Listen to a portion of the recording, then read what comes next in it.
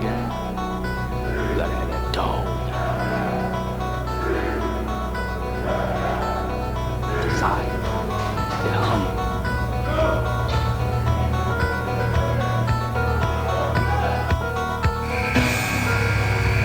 That non-stop will to win. 5, 4, 3, 2, 1. All right, let's get going, huh? Let's go, gather up. Come on now. All right, fellas, you gotta remember your body is like day-old rice. If it ain't warmed up properly, something real bad can happen. Yeah? Athletes, take your mark. Get set. It's time for the Addict to Athlete podcast. Everybody out there, Coach Blue Robinson here. I want to thank you all so much for downloading, sharing, and absolutely helping support recovery through being part of Team Addict to Athletes family.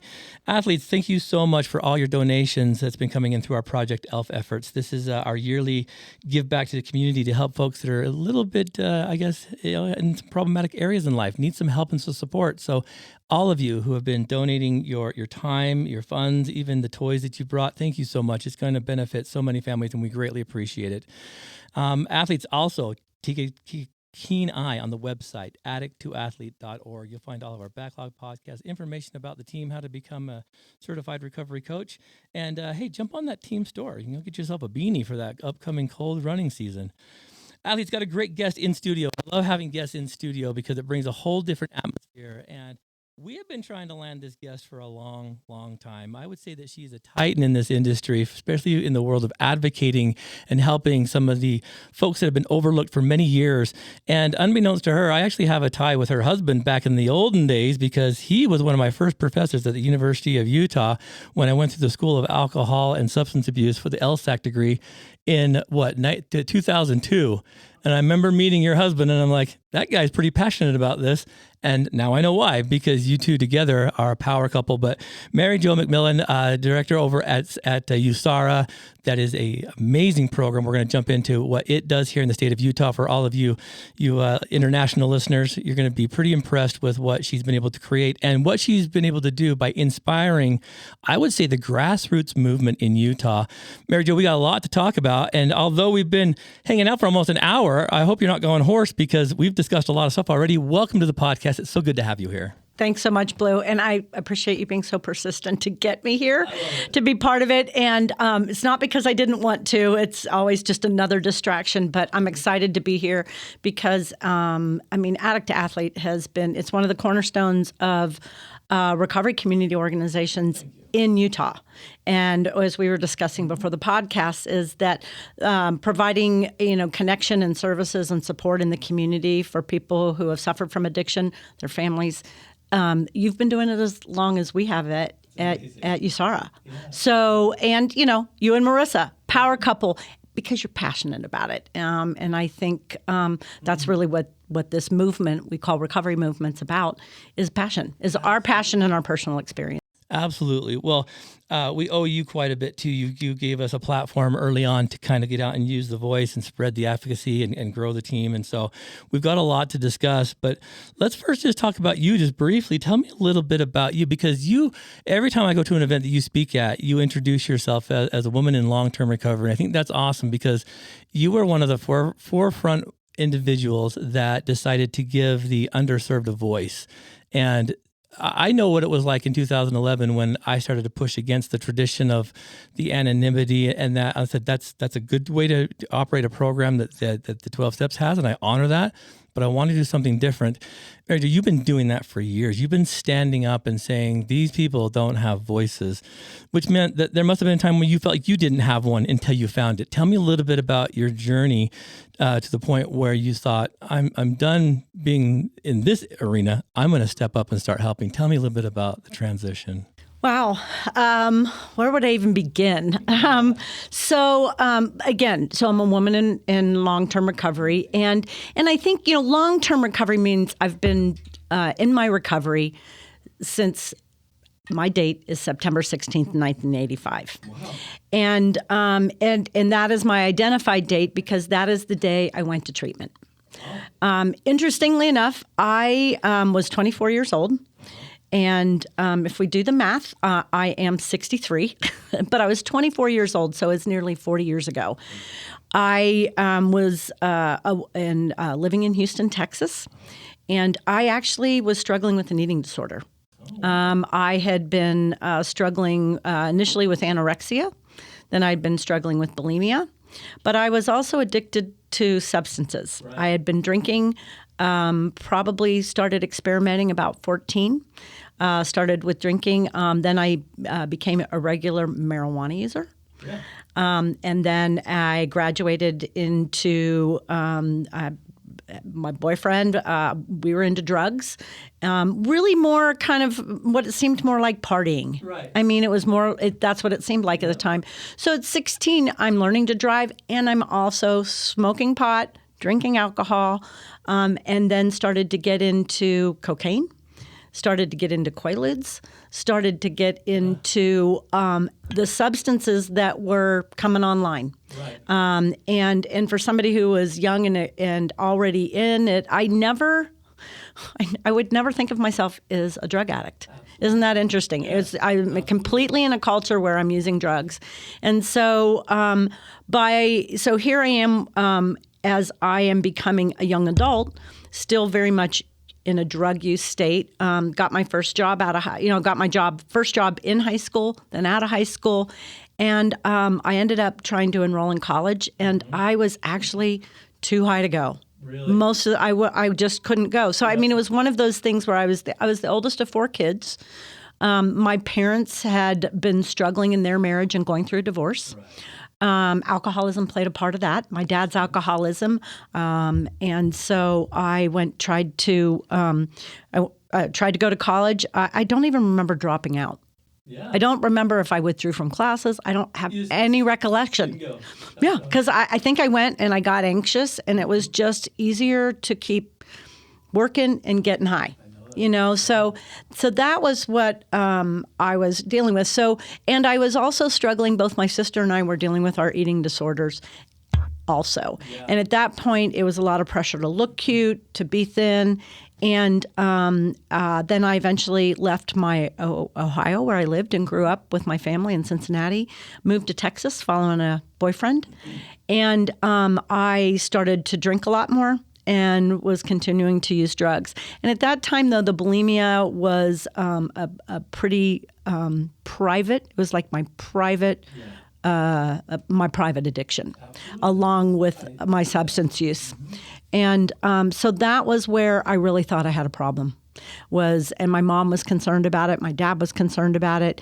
And so I looked into programs I was in Texas, but I looked into programs in Florida. It was an eating disorder program. But they were also a chemical dependency program. So when I got there at 24, I weighed less than 100 pounds. I was about 95 pounds. And been using a lot of cocaine. I'd been smoking it at the time. Crack was very prevalent, and I was smoking it. And when I got in, they drug tested me. And so they're like, oh, by the way, you not only have an eating disorder, we have a chemical dependency diagnosis.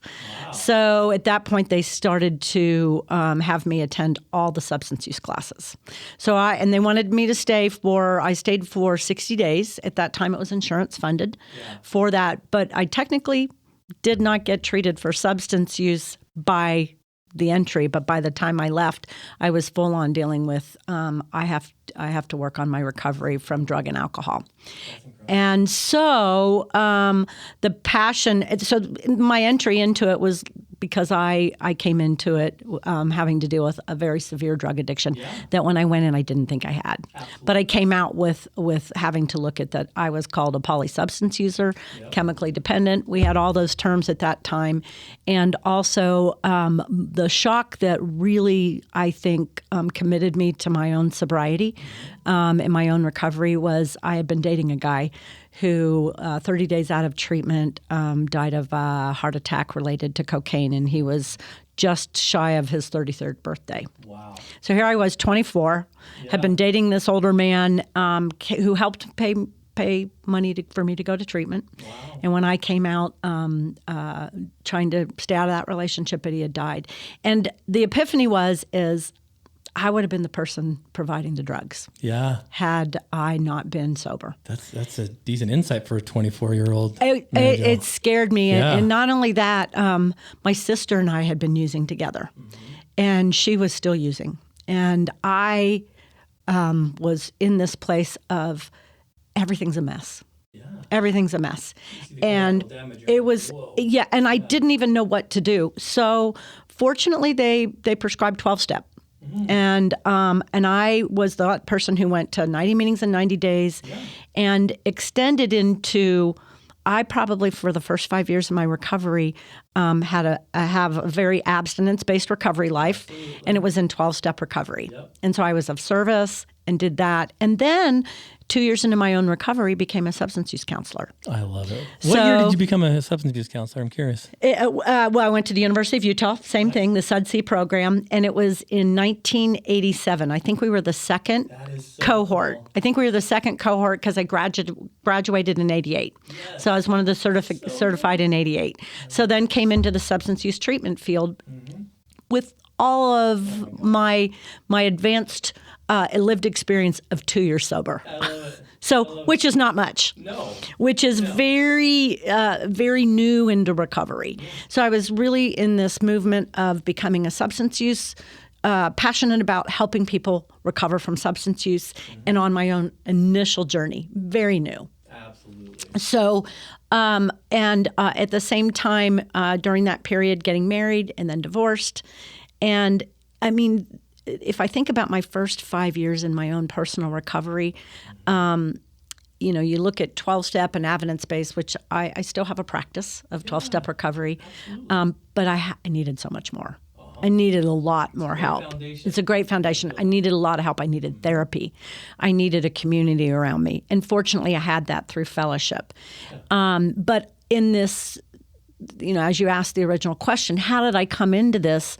As a substance use counselor, we were very abstinence-based in our treatment approaches. So interesting how it's developed over the years. It evolved, Yeah. and the abstinence was the key. And we would stick with the winners, and we were kind of conditioned, I think, in that arena of, making sure we had the therapeutic community models. And we were pushing hard to confront people with addiction, to help kind of shock them into being sober. Yeah, scare them help straight to a convince certain them, degree. like you're going to die. Well, I knew that you could die from this because I had experienced it. And I was scared, and I was desperate for people not to die. And I think that was always my passion. I didn't do well in the confronting people model. Yeah, I can't picture you doing that. Oh, very and well. I worked at a treatment center where they were like, "You are mean. Yeah, you were so harsh." And I was trying to, if I'm honest with myself, playing a part of what I thought a treatment counselor should be. And back then, it was beginning to not fit. And I think I do want to recognize a mentor of mine who I met through the Alcohol and Drug School of the University of Utah. And her name was Stephanie Covington. It was Dr. Stephanie Covington, and she would come out. You would know a woman's way through the 12 steps. And Stephanie Covington would come out as a speaker at the drug and alcohol school, the summer school that we used to hold at the University of Utah every year. And I eventually got to be a co-leader for the women's treatment section. And we would bring her out, and I mean, she would speak to my soul because she was talking about how to treat women differently. That we had a model that really spoke to treating it was based on gel neck charts and, the evidence and research we had at that time, but it was a very male-based model. 12-step was written in a very male-based Christian model, religious, and it was not fitting for so many people. Absolutely. People were like, if they didn't fit well in that model, which I have to say, initially I did. Yeah. But in my own recovery versus seeing other people struggling, it wasn't fitting for so many. Absolutely. And then everybody was court-ordered because everybody was coming Which I into thought was treatment. always interesting. But yeah, you're right. They were coming into treatment, not from the healthcare system. They were coming in from law enforcement and the criminal justice system. So in some ways, we had leverage to make them change, right? You were, and so and yet it was still like, I mean, I have to look back as I felt like we were shaming people into recovery. Absolutely. And it became more damaging, and the trauma. And then, of course, we started to talk about trauma. and Stephanie Covington did Beyond Trauma. And so we were learning so much more about people with addiction had suffered severe trauma. Absolutely. And I've always believed that. That's one of the beauties, I think, of what Stephanie's able to kind of put out there and promote. I remember listening to her years ago at that very conference and thinking, well, wait a minute, she's right. If women can come here through the angles of trauma, then that means men probably do too. I am a recipient of that. And I'm like, oh, so wait a minute, we can talk about this? That is the reason Addict to Athlete started. It was, in 2011 when I noticed that all of the drug court clients were being assigned to 12-step meetings, and I caught them forging their names on their slips. Yeah, and they're like, of course. Well, Blue, it just doesn't work. And I'm like, that is really strange. There's nothing else out there. And when I went to the school of substance abuse there at University of Utah, Beverly Roach said to me and the crew and the team that we were, the students, she said, if you see a void in your community, it's your responsibility to fill it. And I thought, there's power in what she just said. And that's when it started. And so I'm with you. That old model of force it and hope it catches, it works for a very selective few, doesn't it? Like not many. Yeah. I mean, I was that kid who wanted to be an A student. I wanted to be a good girl.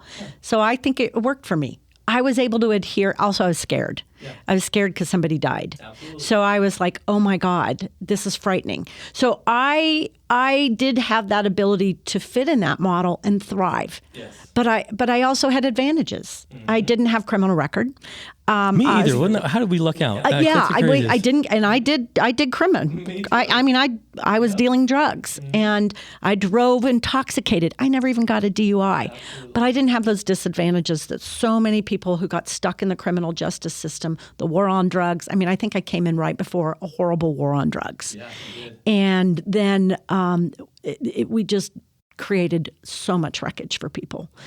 And I think when you see somebody, I was like, it's we have to help them out of a ditch is what I would think. It's like people are so far down. It's like we have to help them get on level ground so that they feel like they've got a chance just to be okay for short periods of time, catch their breath. We have to give them hope. Get out of the ditch. You need That's right. Yeah. You have got to fight. And I thought, people are exhausted. Yeah. People, and you're right, trauma for men, women, and in hindsight, as a counselor, I was like, oh my God, people have been so damaged for so long.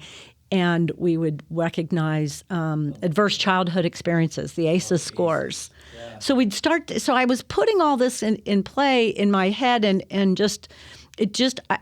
intuitively, it was like, we need to do more. And I think one of my epiphanies was when I went to work for a commercial treatment program for a period of time. It only lasted about 6 months. Yeah. I wanted to be in my community where we had people who needed public funding. So many of them couldn't even get into treatment with the public dollars that were so few. We didn't have insurance to pay for and I was a fortunate person to have insurance when I got in, but we were dealing with this in the 90s and before 2010, nobody had the money to get better. Nobody had the resources to get better. I can't imagine the battleground. I mean, even now it's still rough and it's so hard, and I don't like the fact that families have to almost go bankrupt to get loved ones treatment. I can't even fathom what that playing field was like in the 90s, because coming in the 2000s, it was a whole different window. But my gosh, talk about boots on the ground. It was a struggle still because we didn't have Medicaid until 2014, 15. Yeah. So we were having these treatment programs that people could get in with public dollars, and we just I was dedicated to being a treatment counselor at that time and working for the public nonprofit programs. Yeah, I loved it. So I went from working for 6 months for the for-profit program, which it was good experience. But I went back to work for House of Hope. Beautiful. And it was part of the Utah Alcoholism Foundation at that point. And I went to first I was working in the men's treatment program, but then I went into House of Hope. A director, Corey Bond, who was a friend of mine, asked me to come and work at House of Hope. And I worked with the women, and we had women with their kids in treatment. It was so important. I was at that time having my own children, so I I had this Talk incredible. about the empathetic parts of your heart. You're like, oh, I know what you feel like. And so I was saying we have to do so much more. And I would remember we had a designated time that treatment would be approved because the dollars were so, were not abundant. And I was thinking, people can't get well unless somebody is going to support them for 5 years or more. I'm with you. For 5 years or more. Look at you trailblazing that mindset. I was thinking, I thought, because if they're not getting a sponsor, they need at least a case manager. Yeah. And so then, and then I went from House of Hope to some outpatient part-time programs so I could be mom. Yeah. I needed to be mom. Yeah. My kids at that time were like, Mom, if somebody gets sick at the House of Hope are you going to stay home or are you going to go there? Yeah. And I really had to make some decisions also about being there for my two daughters, which was my dream come true, having my own children. And so as, my husband, Sean, doing the same thing, we were both working in treatment. And I think, yeah. Well, it's a thing, right? Well, and actually, so, and I should ask, I'll go on forever, so you're going to have to. So as I was looking at, working part-time, I also wanted to do, I think I was just looking for what felt like the best fit. Yeah. And I went back into treatment. I actually started working for... after House of Hope, I did some part-time, and then I went to work for First Step House, which is where my husband is, Sean, and was working the outpatient services for a period of time. But I had a barrier. The barrier was I didn't go back to school. I had my certification for treatment counseling, and I didn't go back to work for social work because, well, frankly, I suffer from undiagnosed, but I personally know the diagnosis. I have ADD. I have attention deficit disorder, and I also have anxiety. And so I was coping with being a mom, working full-time, dealing with some untreated anxiety that I had to get I had to go talk to a psychiatrist and get a therapist, and I had to start working on those things to help me become stable because I was dedicated to not use substances again, but I was losing my mind. I was really falling apart. I had so much anxiety, I would yell at my kids, and I had to do something. Yeah. And that was right at about 15 years sober. I'm 15 years sober, helping others, and I am struggling in my own life. Because really, Mary Jo, who heals the healers? Yeah, right? That was it. I was doing and I was still sponsoring people, and I'm still keeping my own recovery meetings, and I it was too much. Yeah. So I had to do some self-care. I had to back off of work some, and I think I did. I was also having to stay married. That's not easy to be in a relationship, having children. So I did 20 years of therapy with a therapist. I kept the therapist for the most part, with or without insurance, because that person was my lifeline. And I really believe that was my anchor. And I'm going to say this because working this field, I had to dig in on self-care. I had to dig in on my own recovery life because I would have been somebody who could have returned to use. You were never used to doing that. I mean, you were always putting others in front, always. And that's every person that's listening to this that's a professional in the field, and I know there's a lot of you out there. It's what she's saying is so very crucial. I remember, again, Beverly Roche talking about this. You've got to take care of yourself first. And she talked about an incident where she had some pretty scary medical stuff happen, but she ignored because she doesn't have time. And I thought, ooh, there's something to that. So you firsthand experienced that, but dug in and did the work. Yeah. I think when, like you, when we've been doing this long enough, we know we have to do that. And I also was, I don't know if I could have stayed married. I think it was really those rocky years where I thought I want to be a good mom.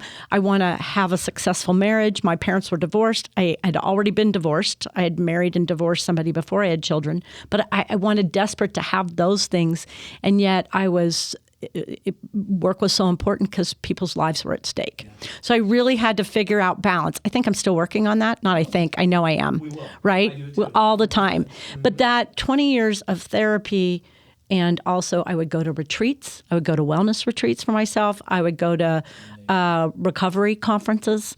I would, my best friends, we still go to meetings together. We still have breakfast on Saturday morning together. We've been together 35 years. Beautiful. We've been through death, divorce, having children, losing children, children struggling with addiction. We've been dealing with our lives in recovery, but we're each other's anchor. So I have to have that as my foundation, and that's been a cornerstone. And so as I see this in my own life throughout all these years, it's how do we help people find what works for them? Exactly. I found what was, in fact, my very best friend, who's pretty much a very by the program, by 12-step, and for me, I needed to do more. I went and did breath work. I'm a yogi. I've been practicing yoga for 25 years. Because I did aerobics for years. When I came into recovery in '85, Jane Fonda, I had leg warmers and I had a bodysuit. I did the early on Jane Fonda aerobics. I had a Farrah Fawcett hairdo, and you dressed up to do aerobics at that point. And honestly, but again, physical, like Addict to Athlete. When I saw what you guys were doing, I'm like, you have to do that. That's so hard and consistent to do it. I had to move my body. This is why I'm so excited to talk to you, is because I remember my very first interaction with you, when I very first met you, was at the Rally for Recovery when you started that. And when I started Addict to Athlete, it was such a new thing that I'm like, I want to keep it quiet because I don't want anyone to say we're doing it wrong. And it was Bruce Chandler who's like, Blue, and I didn't realize, he's a rec therapist by trade too, like Marissa, my wife. And he's like, Blue, this is a fantastic thing you're doing here. He's like, the commissioners are excited you're doing this. He's like, you need to start talking about this. And I was so nervous that someone would say, I even called Doppel, which for you listeners out there is our state's licensing division, to make sure that what I was doing was okay. And they said, are you forcing them to run? I'm like, no, I don't like running. They're like, so it's a volunteer? I'm like, yeah. They're like, oh, you're fine then. It's the funniest thing. But I'm That's like, a good question. Yeah. I was like, no, they're not forced to run. And so when you gave me my very first public mic to discuss Addict to Athlete, I was not. Because I was excited when I heard you. I was not even prepared to talk that day. And you had me come up, and I had all the athletes that we'd run around the Capitol or something. And we get up there, and I'm like, she wants me to talk in front of all these people. And someone had one of the very first iPhones, because it was back in the day, and recorded. It's all pixelated, but your words and the words I spoke, I'm like, wow, that was amazing. Being able to move people simply by showing them there's more out there. When you started to get involved with USARA, again, you're pioneering and blazing new trails here, because before that it was the charter Canyon hospitals. It was all these kind of things. All of a sudden now you're bringing this to the public and saying, excuse me, all you muggles and like normie people out there, we have a huge problem on our hands. You need to be looking at this. When you started to cross that barrier to start showing I'll call them the muggles, the common people out there, there's a problem. What did you notice? Because I don't think it was instant reception as much as it was relief. I don't know. What was it like when you started to kind of build USARA as an advocate resource for people that didn't even know, maybe like you, that they had a problem? Maybe we should look into this. Well, certainly I didn't make it up. Right. I think at that point, I really accredit Brent Kelsey, who is the director of the Office of Substance Use and Mental Health. I give him credit. He's a humble man who says, no, it's been the community, because he supported the community. And Brent started this. He started to talk about advocacy, and he said, NAMI and the mental health advocates have a voice at the table, and with legislation and advocacy, and it wasn't me. He was actually talking to a group of us that said, we need an organization to do this. We need an advocacy organization that has a voice of people with lived experience. So we actually asked me, Sean, some other people that he knew in recovery who were also in the treatment industry, I hate that word, but providing treatment services. And he asked us, as people with lived experience, what would we do? And how could we develop this organization of advocacy? And then there was this recovery. He had actually heard William White. who was iconic. He heard about recovery-oriented systems of care at a conference, and he's like, he was like you and I, like, we have to do something. This is important. And Brent saw it, he heard it, and he said, we have to figure out how to do this. And also, Brent was responsible for Inspiring Recovery Day. Yeah. And the Rally for Recovery actually got started by our first director before me, Casey Hill, who wasn't a person in recovery, but he was somebody who put together the 501c3 along with some of us, and I was on the board at that time. And that Brent had kind of said we can help support it at the state offices, and we can meet there. And so we built a board, and we started to put those pieces together. And so it really came out of this recovery-oriented system of care and William White's model of the recovery movement that Brent gave us support to do it and grow it. And he said, I don't know.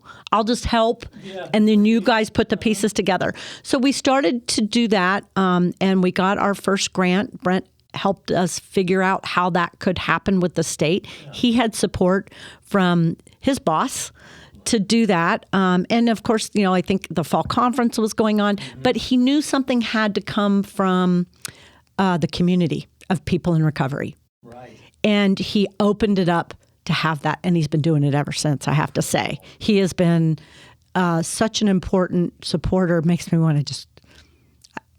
I get emotional because I'm so grateful for what his vision looked like, because all of us are doing it now. Absolutely. And he sent... Actually, I got the opportunity once I became on the board, and then we needed a new director. Well, long story short, I went home and told my husband, I'm like, we don't have a director, and I think I should be the director of USARA, which Brent had asked me a couple years before that if I would consider it. And I'm like, no, I'm a treatment counselor. Yeah. That's what I do. Yeah, but I was on the board, and I saw this opening, and I was getting more and more information about how we advocate for recovery. And we just had treatment. We had treatment and 12-step, yep. And we didn't have more. Yeah. We didn't have the means, and so many people weren't getting to go into treatment because they didn't have insurance. Exactly. These were the Medicaid-eligible people. We had block grant dollars, and what we knew in the state of Utah, we were only providing treatment for about 10% of the need. That's both on youth and adults, only 10%. And the referrals were coming from the criminal justice system. Exactly. So we were in a really difficult spot, and so Brent knew we needed advocates, and we needed the voices of people who could say, this is how recovery can evolve long term. And then I found Faces and Voices of Recovery, and started to talk to people back on the East Coast and got involved with Faces and Voices of Recovery. And I found the mentors who were about 10 years ahead of me doing recovery community organizations. And SAMHSA, the Substance Use and Mental Health, they call it substance abuse, but Substance Use and Mental Health Administration, that federal organization, had done grants. And it was called the Recovery Community Organization Projects. And they were talking about recovery-oriented systems of care. And there was those leaders that I saw, and they just woke me up. I was just like, oh my God. I remember going to a leadership forum with Faces and Voices of Recovery, and I sat there, and I was already the director, maybe the only staff at that time. It was... this is where I say USARA. Yeah. We were SARA Utah, Substance Abuse Recovery Alliance Utah. Gotcha. And we had started to hear about language changes, that we have to take abuse out of it, right, because it's the drug that's abusing the people. But we would call people substance abusers. Yeah, you're like, and they were the abuser. And it was like, no, they're being abused by the substances. Yeah. And so, and William White had talked about this. So these leaders back east became my mentors. And they literally were so generous with what they were doing. They were giving us the policies, procedures, the platform, come visit our programs. Mm-hmm. And they showed me what they were doing. And as we came back here, we wrote a grant. The division gave us $100,000. We started to talk we started to do more. And then one of the local community organizations let us use their space in Midvale. And then it was like, so I was at this leadership academy with Faces and Voices, and I went, oh my God, USARA is a recovery community organization. Yeah, and we are people with lived experience who are going to make a difference. I love it. And then it evolved because of all the people that came. Yeah, absolutely. All the people that came. The ones who built it. Yeah. And then I recognized you. Yeah. I mean, I'm like, that's what Blu's doing. He's got a recovery organization that is grassroots. People are out running together. They're supporting each other. And also, Blu, as you know, we were losing our friends. Absolutely. We were losing the people that we loved and cared about. That was a scary time. And it's still happening at too much of an alarming rate. Yeah. And we have these people that we see in treatment. They get help. They struggle. They have return to use because life's hard. Yeah. All kinds of circumstances, all kinds of trauma. As I said, I had lots of support, and I was struggling still at 5 years and 10 years and 15 years that I needed more resources. And we talk about this being a chronic disorder, substance use, alcohol, drugs, and yet, and then we started to talk about co-occurring mental health. Well, it's all about our mental health. But we also can't leave that addiction is its own. It holds brains hostage. Once your brain becomes addicted, you have mental health challenges, anxiety, depression, and the substances are helping alleviate that. They're alleviating emotional difficulty, so many things, but your brain is now in a serious dependent state. Absolutely. So where do you even begin helping a person? Exactly. First, and people might call me an expert. I don't know. The expert is the human that's sitting in front of me. It's that person. You know this. I've seen you do it, Blu. Right. The person in front of us is the expert about what their life journey and their recovery is going to look like. And I think that's where I've been thinking since Stephanie Covington first talked to me about seeing the person with compassion and kindness, and they were suffering as opposed to browbeating them into sobriety. And I think ever since it was just really listening to people's stories about what was helping them and then seeing different things that were happening back east and in our own community and, Addict to Athlete. And so many of these other organizations, Fit to Recover, Addicts Fighting Back, I could keep naming them, but people in recovery were starting their own organizations. And it was volunteering and it was being of service because they themselves felt like I've got to do something. Absolutely. And that's who we all are. That's what the recovery movement is. That's step 12. That's what it's all about. It's like, you've got to now carry this message. And those of us in recovery, we know that from the very kind of essence of how do we help us stay in recovery? Absolutely. I have to be of service. Yeah. That is my link to my recovery is how do I get out there and help somebody? So I'm a professional that gets paid for my work, but I also have this part of my life where I contribute to be of service. 100%. That's why I've loved and adored what you've done for so long. Was because your heart beats in the same rhythm as mine and so many others. I mean, that's why when we first started and I got nervous, I'm like, so people are okay with me doing this?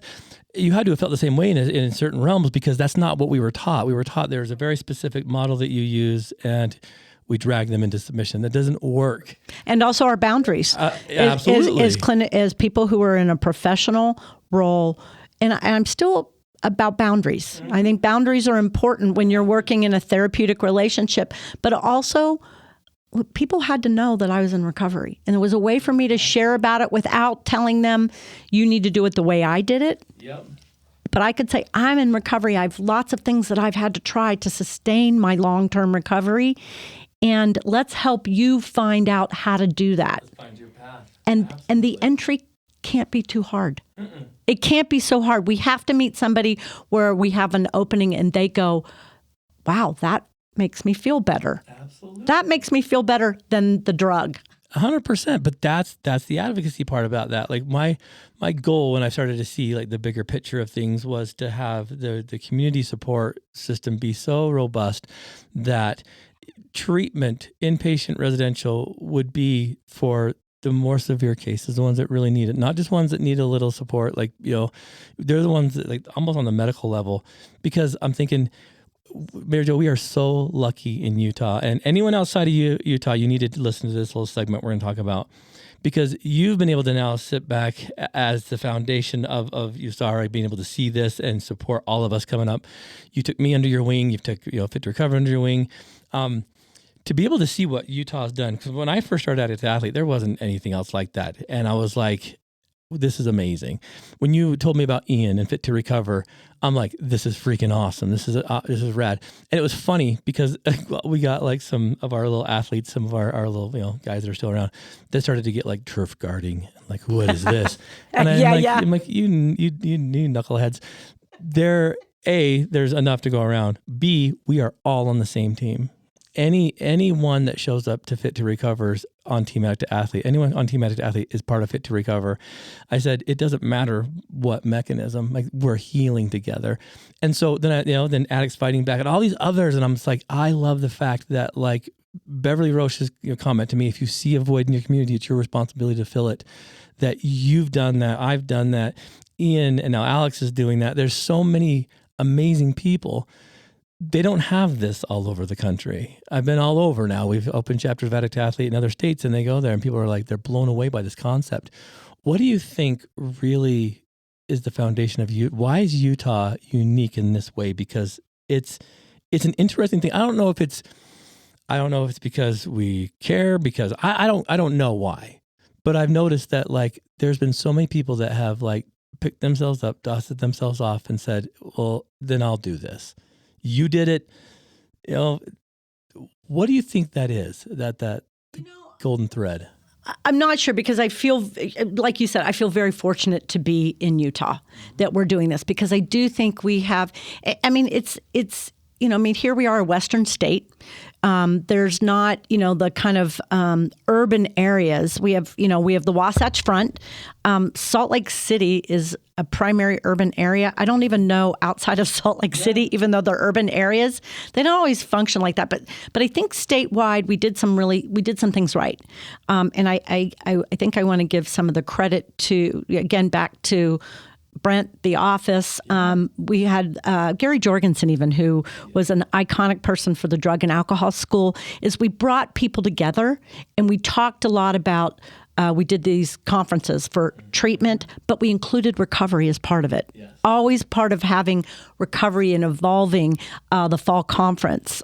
So those kinds of things, I think, brought a lot of leaders together.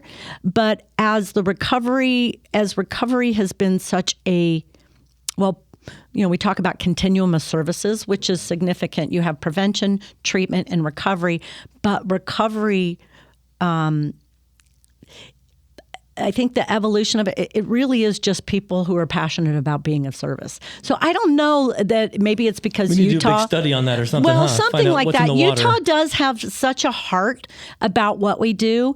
And it's interesting. It's a conservative state. But I think recovery is not a conservative issue. No. It's not. And yet, so I think, in fact, a lot of people in recovery, we do a lot of radical things. Yes, we do a lot of radical things because we're looking at staying alive. Absolutely. And that's just it. We really have talked about life and death. It's life and death. We took it personal. Yeah. And I don't know. I think it's kind of like the fellowship. And I think that's where William White was brilliant in bringing this new recovery movement, that there's this fellowship of recovery. And I think that's where 12-step recovery really gave us something so magical, because it also was spiritual. They talked a lot about it being spiritual. They had some religion involved in it, but it really was based on the spiritual condition. Your recovery was based on a spiritual condition. And really what it was about was connecting with each other. And it was love and compassion and kindness. And I just think that's a universal human quality. Yeah. And so when those of us come together to practice that and be amongst each other, we get out of our ego, or we get out of our own, attachments to what's mine. I have plenty of those. Yeah, I have to have a talk with her every day when she wants to have what's hers. And that so I don't know. I think it happens everywhere. I think it's universal throughout the world.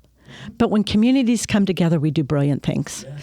We find the commonalities, and that was what recovery was about. The commonality is I want to stop suffering from substance use, from drug and alcohol use. And when I see somebody else who's doing the same thing, there is something right there that it's like, oh my God, that's why. That's why I really am excited to see this person. And then you're helping others. And it's like, oh my God, that's what we're doing. We're helping each other, and we're helping many more. And it just becomes, I don't know, something that I'm glad that my parents, I think, gave to me growing up. My mom was an occupational therapist, and my mom worked at the state mental hospital. And back then, before boundaries and ethics, my mom used to bring people home from the state mental hospital who were severely mentally ill and disabled, and we would have barbecues in our backyard. She'd bring them home on a bus. Yeah, they would never let her do that today. Because of safety and a lot of those reasons. But my mom was one of those people who always gave back, and she was always of service. And I think Utah is a state of service too. We do that. I mean, the LDS Church is of service, but many different entities are of service. And that was also where I connected with 12-step recovery, being of service to others. If that's your primary purpose, that's how we help each other. And people, when they come into recovery, we're people of service. We will do a lot. We will give first before we get paid for a lot of years. Oh, yeah. And now we need to invest in it. And so we have to invest in people who are providing this platform of recovery. And those of us that have grown organizations like Addict to Athlete, Fit to Recover, there's Soap to Hope that's helping people in the street who are not people who are reached by anybody else. They're not getting into services. Yeah. Those are the kinds of, we're passionate people out there seeing a need. Bev Roche said it, William White. Yeah. If you have what, you are so fortunate to have had to recover from addiction, then give it away freely. Yeah. Give it away freely. And it isn't just free. We have to sustain it, even with paying our organizations to continue to help others so that others will continue to grow and give it back too. Absolutely. That's that peer work. That's that peer support that we talk about, that we're talking about, and recovery support services. So it has to grow because our lives depend on it. It does. And I think you're onto that with the lived experience aspect of this. One of the most amazing things was watching as the team was kind of developing, me being the head coach, and you were the first one to be like, Blue, you should bring this to Salt Lake. And again, I was like, but Mary Jo, can I? I'm afraid they're going to tell me to stop doing it. And I was so apprehensive because I'm like, but you're like, you need to bring it up here, And so you gave us the space. We started the meeting. There are 5 core athletes that started up there. I remember them. They are still very much a part of our life. They're still part of it. I know. Here. It gives me goosebumps. Yeah. And, it's one of the most amazing things when it's like, okay, so this is what she's talking about. You gave me that little bit of emotional push to be like, okay. And so when we opened Salt Lake and then St. George, and I wouldn't have done that if you hadn't been like, Blue, it can be done. You can't just keep it here. And our programs so easily replicated that it's about the service aspect. It's 100% about the people that are willing to take that next step, next baton. You've seen it in the people that you've mentored, that you've brought up. It's an important aspect of keeping the voice alive for the addict who still suffers, so to speak. You've done the Rally for Recovery. We've done the August International Overdose Awareness Day. Gosh, yep. That is the most heavy-hearted. Every time I go there, I remember the weekend that we went with my athlete, Carly. And one of my last pictures of her is us there with all of our shoes out there, where we brought a pair of shoes for each person that passes away each day in America. And Carly's shoes are right there in the front. And a couple of weeks after that, she passed away. And I about stopped. I about threw in the towel on Addict to Athlete because I thought, if I can't help her, her whole family was part of Addict to Athlete. Mom, dad, sisters, her little boys. I have no business doing this. And a dear friend of mine gave me the booster of like, Blue, you don't get to play God. You don't get to dictate who makes it and who doesn't. But Mary Jo, I remember in 2004 when I was an LSAC back then, and the Mothers Against Drunk Driving came and spoke to the youth I was working with, and they said, there's this thing called the rule of thirds. And he said, 1/3 of everyone that has an addiction will make it. They'll find their way and they'll be okay. They'll have that experience and they'll move on. The next third will be in and out of treatment, in and out of jail, and they'll have periods of clean time, but they're going to struggle and they're going to need you to understand that they're giving it their best, but it's hard. It's not always easy. The next third will die. That was in 2004. And I thought, that's garbage. There's no way. Because I hadn't known anyone personally that passed away yet. And I was this brand new licensed substance abuse counselor. I'm going to save the world. And then 2010 starts rolling around, 2011, where we started seeing the residual effects of all the opiate issues and people started dropping left and right. And that spooked me. And so watching the numbers increase from 116 to 144 and it keeps going up, I think you're right. You having that experience so young, being able to see it, put you on a path of like, I want to create something. But it got me thinking about that rule of thirds, and I want your thoughts on this.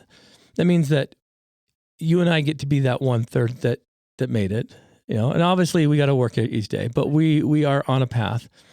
The other third, we know people of our friends, our circle groups, people we know that have been in and out, and we love them and we'll support them.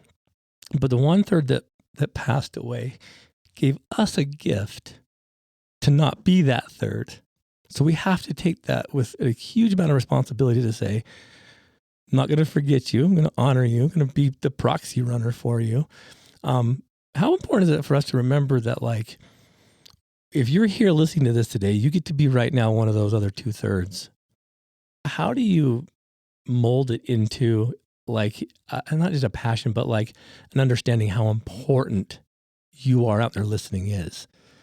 Because they may not be in front of a mic, they may not be up there leading a meeting, but they in their own right are absolutely priceless.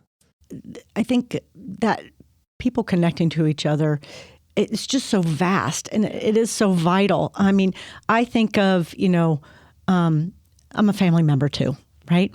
I'm a family member that grew up in my family. My sister, who is 18 months younger than me, struggled with addiction. She had 14 years of recovery, Chrissy, and she is my soulmate. And we had a tumultuous time as children and sisters, and she and I didn't like each other. And then recovery brought us to cling to each other and love each other so very much. And it healed also our family. Both my dad came into recovery before my sister.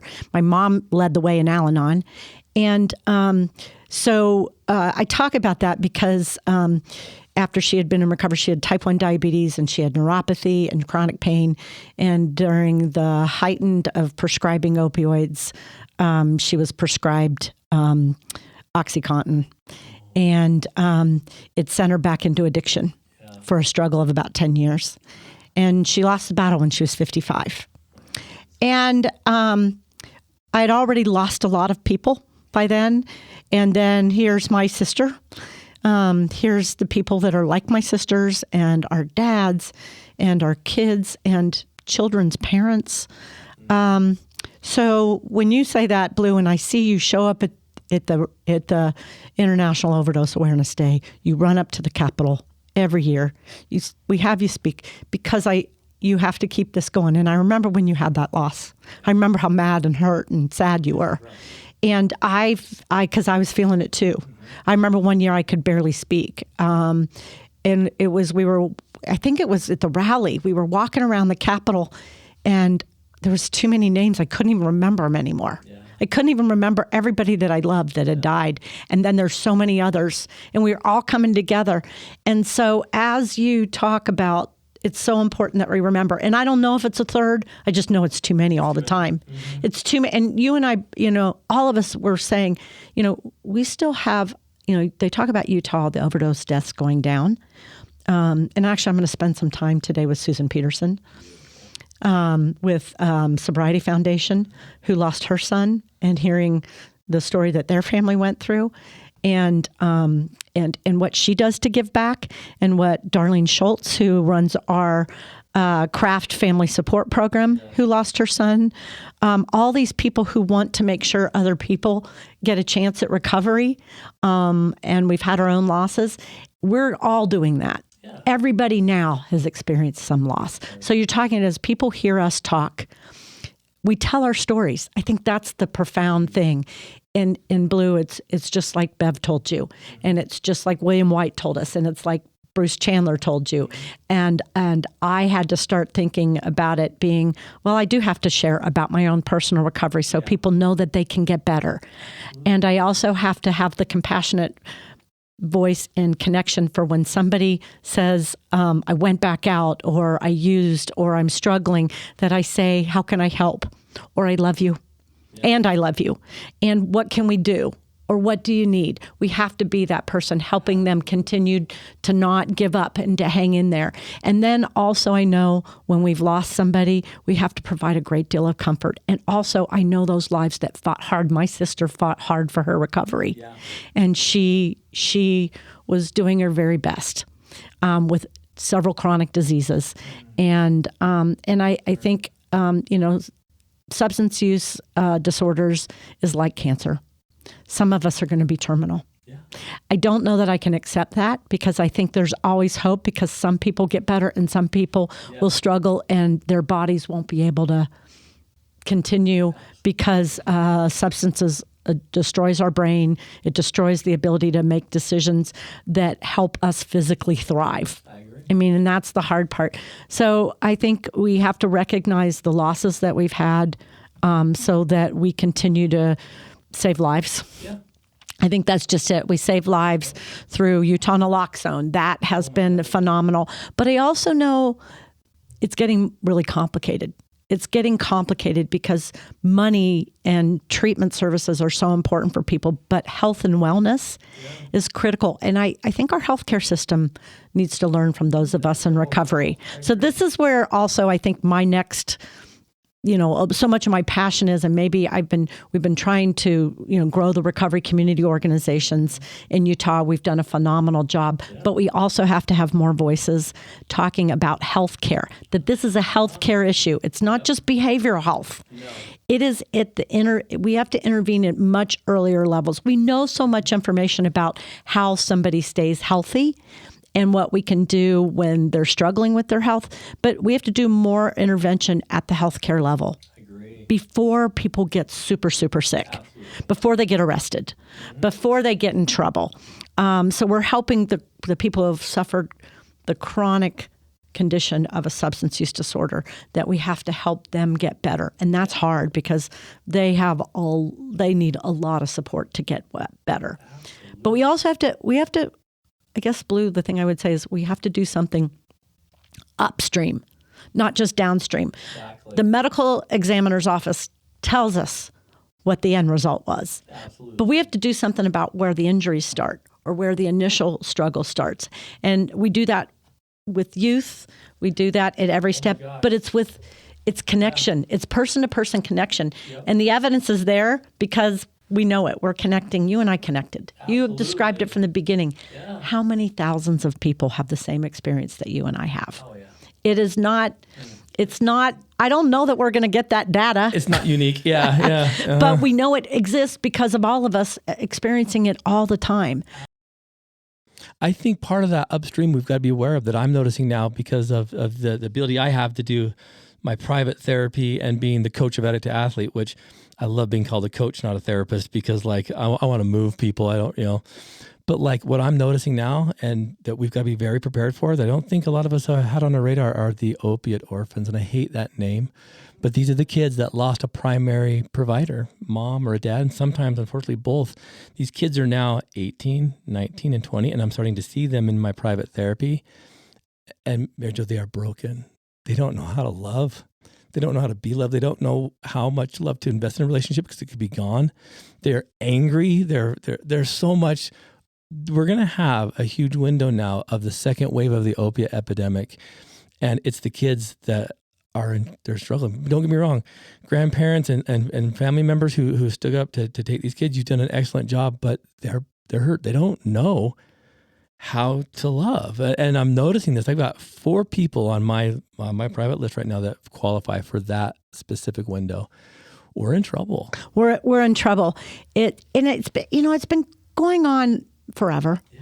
It's those of us who lost our parents to alcoholism, to addiction, it was never talked about. Yeah. We talk about it. So that's why the prevalence, we see it. But you're right. Every time we've lost somebody and they have children, I'm like, their children now have trauma. Yeah. They now have those adverse childhood experiences that set them up at higher risk, much higher risk for addiction, depression, suicide. And we don't have them identified as a point of data.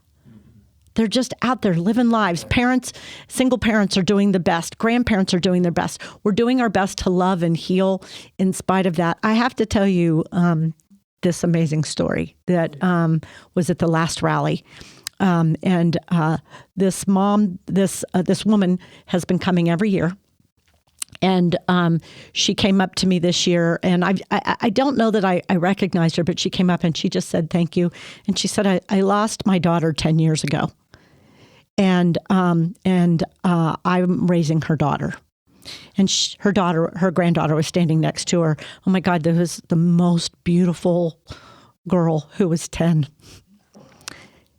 And here was her grandma, but her grandma had such suffering in her eyes. Yeah. 10 years later, and she's like, it's so painful. And I said, I know it is.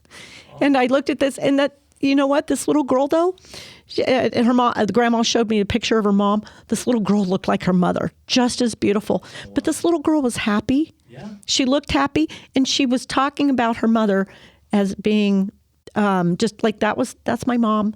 But, here she is. She's recognizing her mom who died from drug addiction. Yeah. And her grandma's raising her, and her grandma has had great suffering. So not only has grandma suffered trauma, this little girl is being raised to the best ability of this beautiful grandmother, her all, yeah. Everything. Mm-hmm. But this young girl is still going to have that part of her life, the very cornerstone of her being born.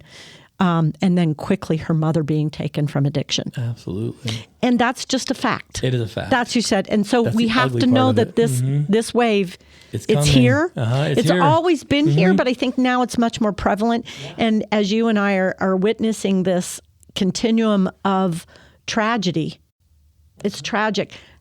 What do we do? We have to just keep working at it. We have to keep being present. We need more. And I mean, they always say, how much money do you need to fix this problem? Yeah. And it's like, well, there's never going to be enough money. No. There's never going to be enough people to provide services. We have a workforce shortage in behavioral health, helping people with their mental health, substance use get better. But we have a whole deluge of harm that has been done as a result of addiction, that we have to just continue to help. Yeah. I think that's just it. It's like part. One of the people that I listen to is Jane Goodall. Oh, yeah. Jane Goodall, who is so iconic. Yep. Sometimes when I get tired and I'm burnt out, I'm like, when can I retire? Mm-hmm. Because I'm tired. Yeah. And also, I've been doing this a long time, and I still love the people that I get to help. And actually, I could be an executive director. I'm a substance use counselor, but I think I'm a teacher. I'm a woman of, my dad would tell me, your heart's so big, Mary Jo. And I never want it to not be big enough that it doesn't hug somebody, see somebody, love somebody, and also grieve with somebody. I never want my heart to go cold. I love that. And I think that's you. I think that's all of us. I know, not I think. I see it. Our hearts are in this. Mm-hmm. And you can't always be about your boundary when your heart's right there. Exactly. And Blue, you bring your patients home with you you're doing it, Blue. Yeah. It's our heart. I agree. And I would say all of us have that feeling of connection and heart to help other people, especially when they're suffering, and to celebrate when they're making it. I saw somebody this week, and she told me she got a job at Smith's. And I was like, oh my God, that is so awesome. Yeah. Because you know what? She finally had some relief, knowing that she was going to be able to support herself. Mm-hmm. and she said, but next I have to get housing and I'm on a wait list. Yeah. She needs a house, and we're just going to support her because there's no way I can get her a house or somebody else can get her a house faster than the system that it's available in. So we have to help wrap around all of the people who need us till they get their successes in place that say, I'm going to be okay because now I have a place to live. Now I have a job. I got my children who are talking to me again, or I'm able to raise my grandchildren. We just have to continue to support us as human beings. That's really what this movement's about. I love it. Time goes by fast. How can people here in the state find you? Because you've got locations throughout the state. You've got resources. Would you mind telling the folks listening what resources you provide and how to find you? So USARA, we're actually identifying it now, just go to utahrecovers.org. We'll put this in the show notes as well. Yeah, utahrecovers.org. That's our website. So we have 5 recovery community centers throughout Utah. So we have it in Ogden, St. George, Moab, Price, and Salt Lake City, and we're starting in Provo. Yes. We're trying to get a space right now. Those centers are hubs, but as you know, as Addict to Athlete, you don't necessarily have to have a hub to be a recovery community because it's people coming together. And the only reason we're successful in those areas is because the people in the community. The people in the community. And I was fortunate enough to connect with people who actually came to me and said, how can I help? Yep. Now they work for USARA, but they have been in that community, connecting with community partners, talking to their neighbors, having their family be a part of it. And that's why USARA has those centers in those communities, because of the people who live there. And the only reason I get to be very fortunate and recognized is because I have a relationship with those individuals who said, what can I do? Every day I see them. And now they've been working at USARA for 5-10 years. And we're teaching people, we're training people to be peers, we're family members. I mean, the family members are the volunteers. Yep. They've been doing family support for a very long time. Absolutely. So what I would say is it's our job to inspire and lift people up so that they can continue to do the same thing we're doing for all the people who need us. Listeners, this will all be in the show notes. Check it out. You'll be able to do this. For any of you that have been participating with Addict Athlete for any length of time, you definitely know who USARA is, what they offer. Everything will be there for you guys to connect and see. And I love their family support groups. They are amazing. They're run by people that have taken their training and have the passion because lived experience again, right? They're family members. They're family members. They're family members who understand this. Yep. And family members love you. Well, Mary Jo, I couldn't shut this down without personally thanking you for, again, taking me under your wing and kind of showing me that there's a lot more out there that need what we have. I would have probably kept it pretty low key because, I'm like, oh, don't want any eyes on here, but that's what we need. We need more eyes. We need more boots on the ground. And listeners and athletes alike, that's where you guys come in. So thank you so much for carving out some time with us and being part of this. Oh, Blue, thank you so much for doing what you do with Addict to Athlete and just seeing people and lifting them up, Coach. You are a coach. Yeah. And when I heard Coach Blue, I thought, and I saw you talking, I just want to end with this. I thought he has the same passion I have to make people feel like they can succeed and be in recovery. And you have been doing it right alongside me and inspiring so many other people to do it, Blue. Thank you for all you do. It means a lot. I appreciate that. Listeners, you've been well fed. Again, thank you all so much for all your donations and charity this Christmas season. Check out the website. You'll see all the benefits that come with being part of Addict to Athlete, which is a team support behind you to help you do your best to turn your mess into your message.